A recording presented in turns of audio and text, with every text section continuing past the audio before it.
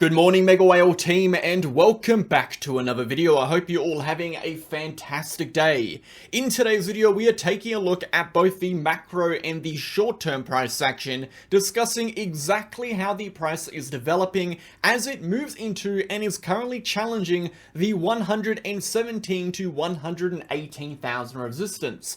Will this major last level of resistance break, facilitating a move to 120,000, or are we going to see a pullback? And if so, what could that pullback mean and how will it look? We are going over price targets, expectations, key levels, the macro charts from a weekly and daily perspective, as well as the total cryptocurrency and altcoin market. Before we get into it, make sure to smash that like button, hit that comment button, and subscribe to the channel. We post daily videos for Bitcoin focusing on the facts, the data, the technical, and the structural information. No hype, no BS, no emotion, just pure, raw TA. If that is the kind of content you were interested in, you can join us on Telegram. It is the first link down below.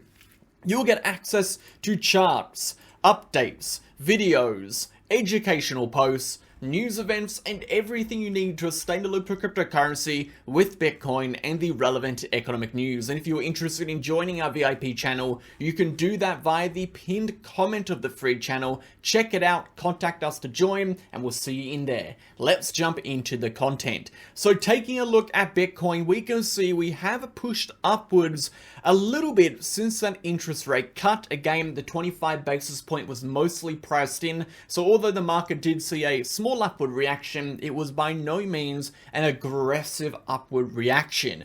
We saw the total cryptocurrency market push upwards and maintain currently above that 3.95 trillion level, which is a fantastic sign. However, we are still seeing the total altcoin market rallying and currently challenging this high time frame level of resistance, simply the horizontal price between the 2021 high and the 2024 high. We're discussing that in the video today. In terms of the short-term price action, we can see a possible rising channel formation developing here into resistance, which means we may be seeing a potential reversal downwards develop, and we'll be discussing what that will look like, what our targets will be for that in the video today. Let's start on the market data. 24-hour volume and liquidations. Volume is down 23%, 272 million. I consider this on the lower side for midweek volume. Liquidations down 29%, 245 million in liquidations, 159 million coming from shorts, 86 million coming from longs. Again, Ethereum and Bitcoin leading the pack over here. A fair bit of liquidations on the short side for Bitcoin over here, as we did see a push into that major buy side liquidity, above that buy side liquidity into resistance at around 117.5, massively surging those short liquidations, and we are seeing some resilience here and some rejections developing on the short term from this resistance. We'll discuss that in the video today, of course. Moving over to the DXY, the DXY has bounced again.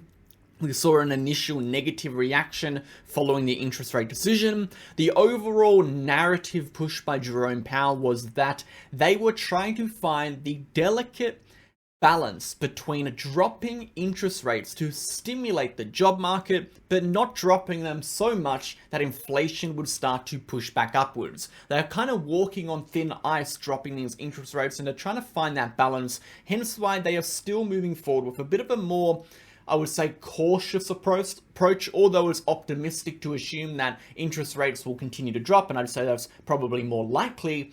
The Federal Reserve is still approaching this from a more cautionary perspective. So depending on how that upcoming inflation data develops, will massively influence how the Federal Reserve goes to change future interest rate decisions. So pay attention to that, of course. The S&P 500 pushing upwards, looking very strong. 6,700 looking very overcooked at the moment. We are aggressively continuing upwards, and we can see there is potentially a red dot coming for the market cycle B, suggesting some weakening positive momentum that may spill over into some sort of pullback towards this uptrend, particularly if we see Bitcoin come down and we see the rest of the cryptocurrency market come down. It may be a good sign the S&P 500 may also come back down again. They are positively correlated because they are both inversely correlated to the strength of the dollar. So we do see them generally move in the same direction on a macro scale, even if the short-term variances are slightly different. So watching the S&P 500 here, I do think we will see some sort of short-term pullback, maybe into the uptrend, into support, but overall, the overall trend is bullish, provided this diagonal trend line holds. If we drop below the trend line, we then expect corrections into support, but provided that trend holds, there is chances we see continuations even higher. So pay attention to that, guys. Let's jump into Bitcoin. Before we get into Bitcoin, make sure to sign up to BitGet, BitUnix, and BingX with the exchange links down below. You'll get a lifetime trading fee discount of 15% off all your trading fees. You'll go to support me making this content, and of course you'll be trading on exchanges I use and I trust. Exclusively on BitUnix, you'll get access to our monthly promotions where you can get a whole range of bonus USDT prizes simply just by trading. We're the only ones who offer these great bonuses, so check it out. We'll play an ad and we'll jump back in.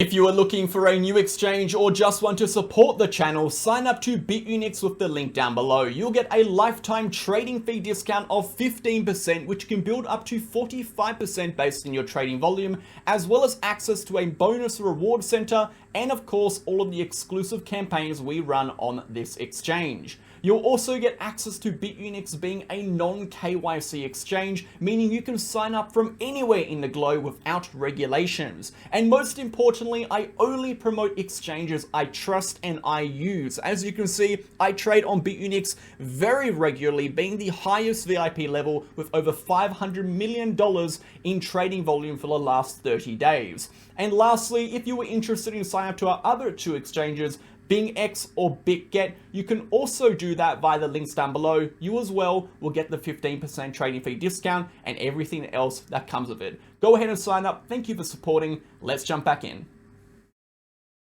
Okay, legends, let's go ahead and get into it. Now, I want to start on the short term today and then build it up to the macro. So obviously, a lot of chop, a lot of sideways volatility through interest rates leading into interest rates, but over the last few weeks, we've seen some very, very important things happen, and we've seen some very important levels respected on the Bitcoin's chart. And one of the most important levels we are now challenging is kind of this midline level, this 117 to 117.5, pushing to 118 POC, horizontal level of resistance, essentially a level which we have seen a lot of historical sideways consolidation, looking back over here specifically, all this sideways chop, and of course a trigger point from where we've seen both rejections and bounces develop from historically. Again, looking points like this, we've seen these major rejections develop from, and if we're looking at points like this, we've seen these short-term bounces develop from too. So horizontally, it's a very important level that we are now retesting. Now, furthermore, if we're looking at the broader structure, or at least the historical structure Bitcoin was in, which was this horizontal consolidation, we've just gone to extend these lines, which are still valid levels of liquidity. But if we're looking at this structure, we had this horizontal level of consolidation, and that mid-line, that mid-level is of course represented by that 117.5 point, which is the upper range of this horizontal resistance represented by the gray box we are currently challenging. So we know that this level is a level of significance, and we know that breaking above this level from a perspective of the VRPV sends us into a lower historical resistance range, with our next resistance being that buy side liquidity point at around 123 to 124.5.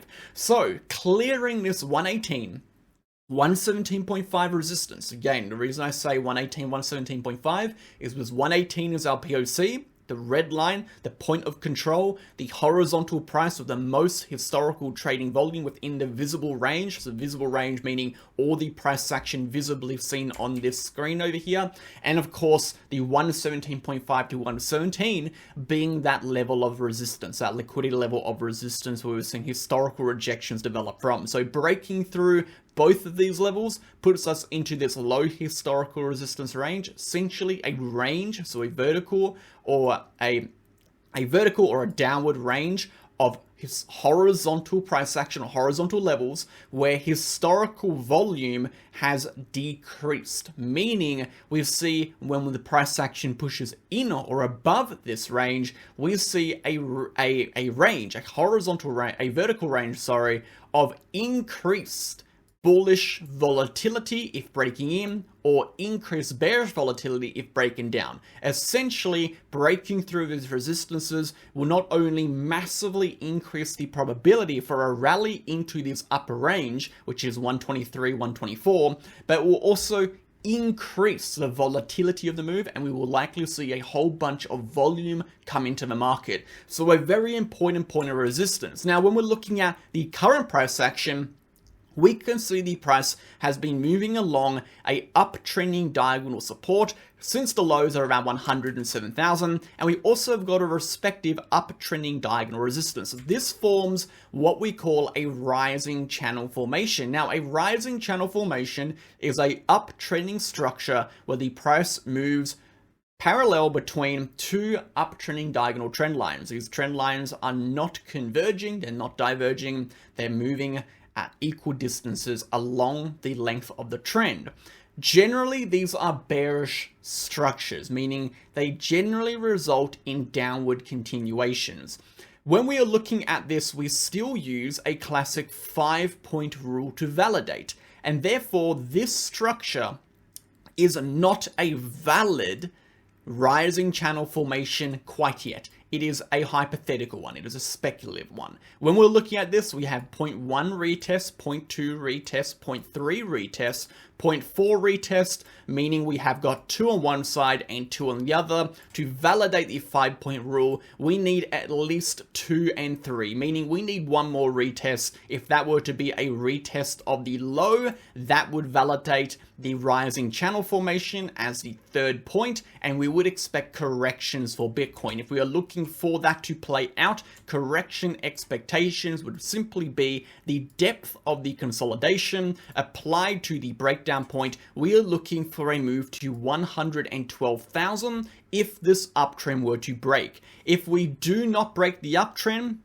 the chance for Bitcoin to continue through and invalidate the potential rising channel formation is there. So if you're looking for shorts, in my opinion, based on the rising channel formation, I wouldn't be using the rising channel formation invalidation as an invalidation for the short, simply because the rising channel formation is still speculative. I'd rather be watching these horizontal levels of liquidity. If you're looking for a breakdown entry, or then you could potentially use that uptrend break in again as an invalidation of the rising channel formation. So pay attention to that, of course. There's always a risk return. There's always downside risk. Whether you enter early, you have a better entry, you can have a tighter stop loss, you have more potential for profit, but the risk is that you maybe don't have as much confirmation. Whereas if you enter later for a trade, you get a little bit more confirmation.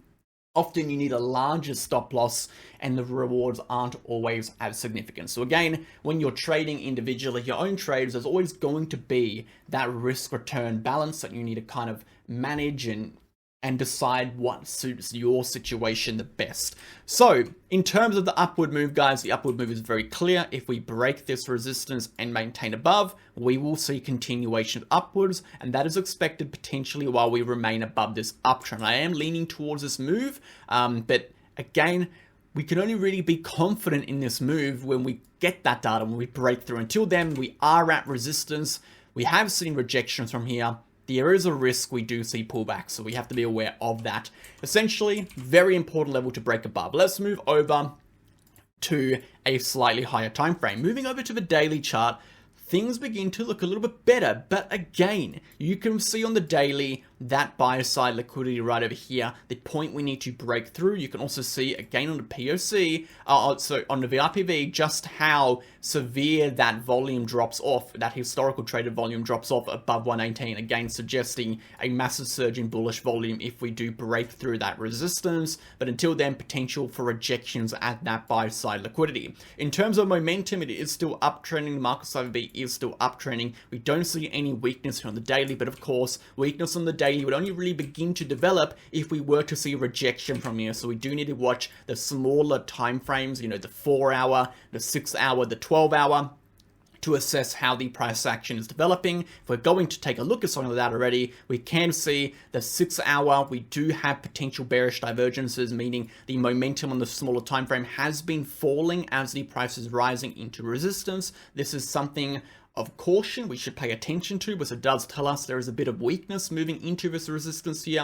And then if we contextualize this resistance of that POC, the buy side liquidity, the potential for a rising channel, the odds start stacking a little bit more in favor of possible corrections from this point. So we need to be fully aware of that, right?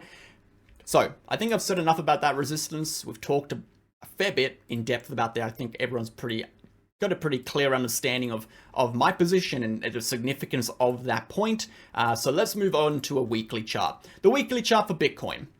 Now, the weekly chart for Bitcoin is very much reliant on what happens to that 117, 118 level. We've talked already for the last 10 or so minutes about why that point is important and the consequence of the breakout, but I guess the side effect of that breakout actually occurring would be a weekly close, hopefully above 119, 119.5, 120. Now, we can't expect that to happen unless the short term breaks 118, of course. So breaking 118 may facilitate the weekly close above this level, which would be the confirmation that the buyers are in control in the weekly.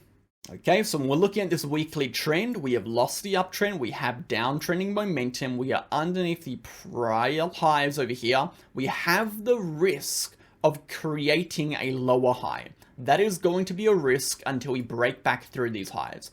Therefore, if we do see Bitcoin fail to break 118, the potential we create a lower high here and push back down is there, which would just tell us the downtrend will likely resume. So there is some risk to that as well. We need to pay attention to. So a lot does rest, again, like we said, on this short-term consolidation. Hopefully we break upwards, but we do need to be aware of the downside risk. Moving over. Total cryptocurrency and altcoin market cap. We know already the total altcoin market cap, particularly Ethereum, is really bolstering the cryptocurrency market. We know that Bitcoin dominance is dropping. We anticipate Bitcoin dominance to potentially bottom out around 55 to 54.5. So just below this 200 moving average, we could see a drop into this sell side liquidity level over here. Then we maybe see a bounce back up for Bitcoin a bit, or Bitcoin dominance, something we are watching.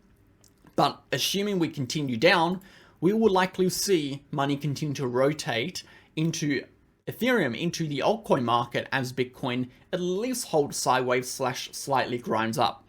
Now, in terms of the altcoin market, we are at resistance. So we need to be aware this is a point of resistance. But if we are able to get above here, and again, we need that positive momentum shift, we may very well see a very, very aggressive move upwards. Now, how high could this go? Again, I don't really like to speculate on things too much. I like to trade level by level, so it's very hard to tell you. But again, when we break through these levels of resistance, if we flip it into support, that could facilitate a new base of support, which could then result in continuations higher. Now, if we do see a positive momentum shift, that would increase my confidence in this move. Until then, I am watching this very closely, particularly watching for the upcoming weekly close in 3 days, just to see how this closes around this level. If we go down to like a daily chart, you can see even on the daily chart, you can see right here, let's just line this up. Even on the daily chart, we are struggling with close. We are struggling to get above that point. So we can definitely see there is some resistance here. If we go down to a smaller time frame, let's go down to a 12-hour chart. You can already see, even on the 12-hour chart, guys, there's, potential bearish divergence is developing up here. So we know this is an important resistance. We know we are struggling to break through. So we are watching that very closely.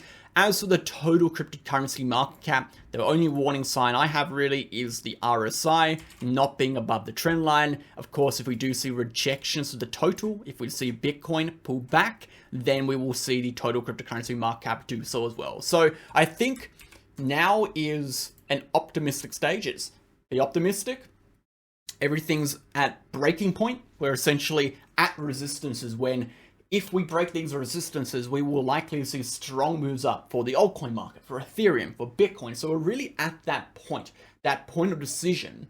And there's a lot of hope and optimism when we break through these points of continuation. Now, how long will those continuations go for? How large of these moves will we go for? Again, we have to assess that as it comes, but I think we are at these trigger points. But as always, trigger points are also resistances. So we need to be aware that if we see rejection, now hopefully we don't, but if we do see rejections, we need to contextualize that. What will that mean? How impactful could that be for the market? But overall, I think it's good to be a little bit optimistic over here. We are breaking into major resistances that if we break through, we will likely see strong continuations. But as always, never get ahead of yourself in the market, never expect, never I guess, have expectations. Simply go with the flow of the trend. Thank you for tuning in, guys. Have a fantastic rest of your day. I'll catch you guys on Sunday, and we'll have that webcam up hopefully next week on Monday from there. Cheers, guys, and I'll see you guys on Sunday. Bye.